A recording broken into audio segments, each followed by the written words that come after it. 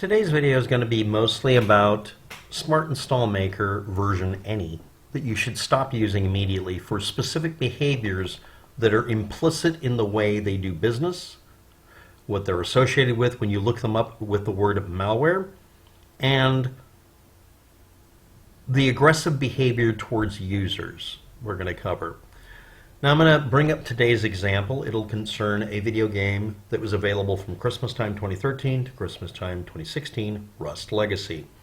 This will be referring to a specific copy of the game download. There's a game and a server software package that you could download for free at one point without having to register or anything. That's around 1 gigabyte when you extract it. One's bigger than the other.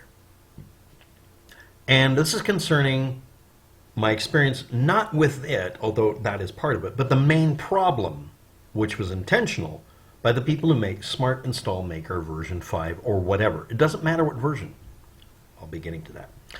Uber-Rust, legacy.rusted.cz or rusted.cz project, client spelled with a K, version 1.5, a 550 megabyte executable uploaded from Germany, ostensibly. And it's mentioned in a YouTube video that was put up in 2017. And on screen it shows that this is listed internally as rust.alpha, May 1st, 2015 at 8:11 a.m. And it shows that it was uploaded earlier. The file that's listed to download shows that it was on MediaFire, and that MediaFire listing, which was again uploaded from Germany, shows it was uploaded at 7 a.m. GMT apparently, and it was 2015 April 2nd. So what's on the screen is after it was updated somehow by running some sort of utility or auto-updated from some page. And it's kind of implied strongly that this is from rusted.cz's servers at the time, which are still up. Their last update date was 2019, and the website itself doesn't show this MediaFire link anywhere. All of the links that I've been able to find, even by using archive.org, show that it's a failed website. It's a failed project that died in 2019. It's been dead for over 6 years. So why am I doing a video on it? Well, I found this and I noticed that it had other features. If you look up some of the videos that, I mean, not the one I'm listing here, but others, it showed that the server they had set up was using what they claimed was a completely generic vanilla 2015 or, you know, thereabouts version of Rust Legacy that was able to load new items. Now, there's two ways of doing it, if you're not aware of it. On a server, you can put things in on a server running a game, but the client has to duplicate it, or it has to use a built-in utility to download the models for it. Typically, these models are done in the white. That's from a term from making firearms and other items that are made of metal. It downloads the file without any graphics attached to it, so it picks a default grayish white color, and it has an even brightness, and it's in unlit state. And then over time, it downloads the graphics for it, which will just be PNGs or JPEGs that it wraps around it. Makes it to where you can add things to a game pretty easily this way. And Rust Legacy, whether it's really old or not, in your opinion, 2016 is not that old for an old guy like me, had the ability to do this using a utility or function on the server. There are even plugins to do this. But I don't know if that was done, so I was going to look at see how it worked, see how modified the client is, because it doesn't list how to download the server, because most people didn't want to run the server. They just wanted to play the game. Then there's people like me who tinker with both. When I downloaded this 540 megabyte executable off of MediaFire, and it was called Rusted Client with a K 1.5.exe. Now, like all executables, I won't run them. Yes, there's another video mentioning almost exactly the same project. In fact, that's where I found the rusted.cz link. But you don't run an executable off the internet if you don't have to. And if it's on MediaFire or Mega NZ, you never run it. You extract it. And again, something that needs to be emphasized. When a technician says there's no technical reason for that, that's a giant red flag that you're dealing with something that should not be doing it at all. There's no technical reason for it to be an executable if, in fact, internally, this is a program that's basically a portable app. If you're not aware of it, Rust Legacy stopped being supported by Facepunch and by Steam in 2016, about Christmas time. Now, they also, at the same time, had spent over a year at least, making it to where you could download the client and server without actually having to pay for it. And as long as you were running, at that point, a Steam account, it would let you use it, activate it, make it work. They didn't care about it because they were doing the newer version we now have available. And they're making it to where if you wanted to do that, that was fine, but it was given out with no manufacturer support for the most part. They didn't do any updates. They might answer a question once in a while, but they weren't required to. They'd abandoned it. It's abandoned software. Not killing the game, abandoning it. Very different here. So, I of course look at it and I'm guessing, okay, there's inno-extract and in this case, smart install maker. Those are the most common ones people put into an executable instead of something normal like not doing an executable. These programs, when you extract them, will just run. They don't care about being installed. They either make entries in your operating system or not for a setting. They just use a set of default settings that comes with any Steam game you've installed ever. It just adds to them. So if you have one Steam game on your computer, it'll add its entries for that particular version. That's all. This is not something it has to be installed for. It just needs to be put in a directory, preferably off the root, named Rust something. And that goes for the server as well. So anyway, the smart install maker that's in this file is listed as a Borland Delphi version 7 32-bit executable variety of smart install maker, or SIM, version 5.04. Now, if you look that up, you will find that you can get an extractor, a ripper, a utility for ripping it open. You might be thinking, why don't you just run the executable? Again, we don't do that because by nature, the software this game is built on doesn't require you to do an install. You just start it. It just checks settings you already have and imports them, or adds them if you don't have them. It's designed to make it to where, yes, Gary and the others did this, to where you don't have to use an installer and you don't have to tell your operating system about it. You can just run this. I can run multiple different copies without them conflicting with each other, sometimes at the same time, which is useful because Gary and the others were programmers and they didn't want to deal with it complaining and pissing and moaning that they didn't follow some stupid rule about how an installer is supposed to work.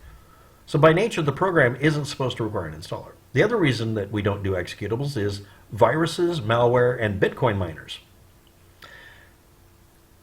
Yeah, that's boss music you hear in the background. So anyway, you can look up on youtube.com rusted.cz and legacy.rusted.cz in quotes if you do a Google search to look up other people dealing with it, including people complaining about the rusted server being run by an abusive admin.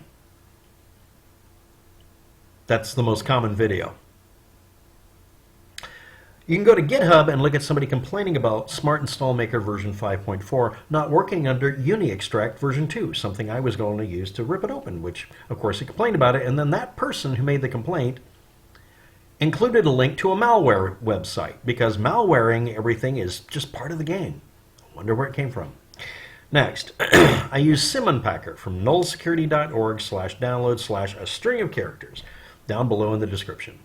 SimUnpacker will extract SIM, or Smart Install Maker, and try desperately to rip open the file and give it to you. Now remember, an installer is almost always just a glorified unzipper, or unpacker, or unrar, or 7-zip. And 7-zip, and WinZip, and PKZip, and WinRAR, and every other compactor I know of also comes with an option to make a installer. You can also get something like NSys, which is a piece of software for building an installer and scripting it.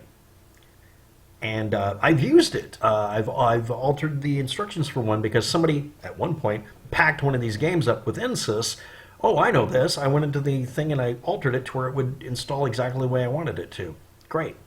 Mostly because it had a broken file because someone hit enter at the wrong point. So that's all I fixed in it, honestly. I didn't fix anything really. I just found an error. But because it was in an open format that could be extracted correctly, I could just extract it without using the scripting routine, but it's a pain in the butt. And I was able to do it. And anybody who's watched my channel, some of you might have, I have gone to great lengths to extract these files because they might have something useful in it. Like, again, this is something that was done by a project that was called rusted.cz, and they were supposed to have a client that could do something special. I want that file. I can't have it. Well, maybe they don't want you to, or maybe it goes to the website during the install, or blah, blah. No, it's not caused by that. That project ended in 2019, about April 30th or so. The website's still up. I'm not sure who's paying for it, but it's still up, and it's still listed the last leaderboard and all the server ID codes, and for all I know, the servers still work, but the page has been not updated. It's static. It's dead. It's a snapshot of 2019. So all we got now is, well, obviously Waptec is going to complain about SIM. Smart Install Maker is designed on purpose to sabotage installs. No joke. If you look up again, Smart Install Maker and the word malware on Google, you'll find hundreds of instances of this specific program being used for that. I can't find NSYS mentioned once, but I'm sure you'll find it. And it's really easy to look up NSIS. It's NSYS. But yeah, so you think, okay, well, basically it's just like a WinRAR or WinZip or 7-zip style file set. It should be easily extracted. Of course it is. So when you extract it, it says that it's using cab files, which is a compression format that Microsoft came up with. Cabinets for your files. Pretty obvious. That they deliberately left in the ability to obfuscate your installers to prevent people from pirating your programs. That was their shtick. Like WinZip, only it can sabotage an install.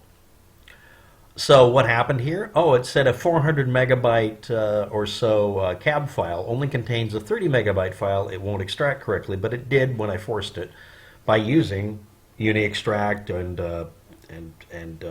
SIM Unpacker and the other hack tools, or hacker tools, to do what Smart Install Maker refused to do. Let me extract it without your company needing to be phone-homed, trusted, or have it run shit where I can't monitor what's doing.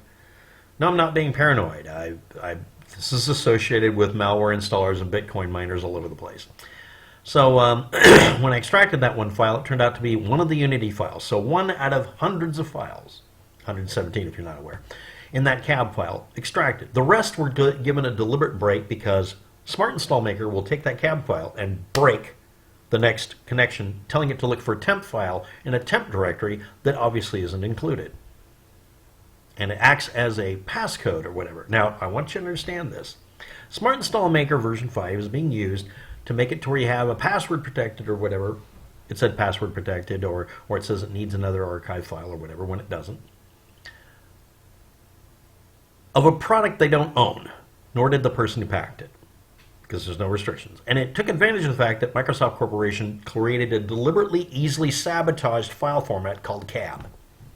To this day, they will fight you to a bloody pulp in the street if they have to keep you from writing a cab extractor that works around these problems and actually fixes and solves it. Because they want old programs like, I don't know, WordPad or something like that from 1995 to not be extractable for its update, because that's a secret.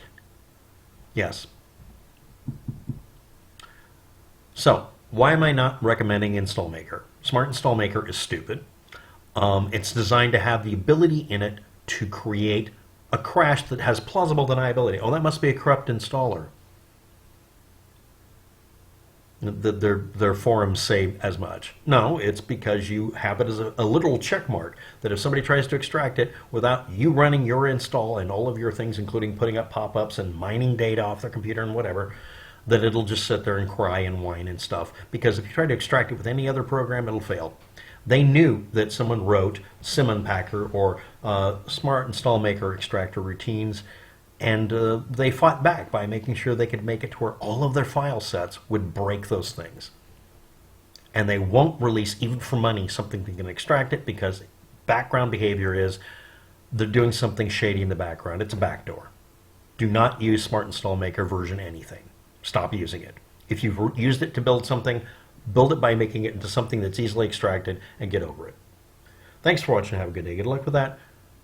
We'll all need it.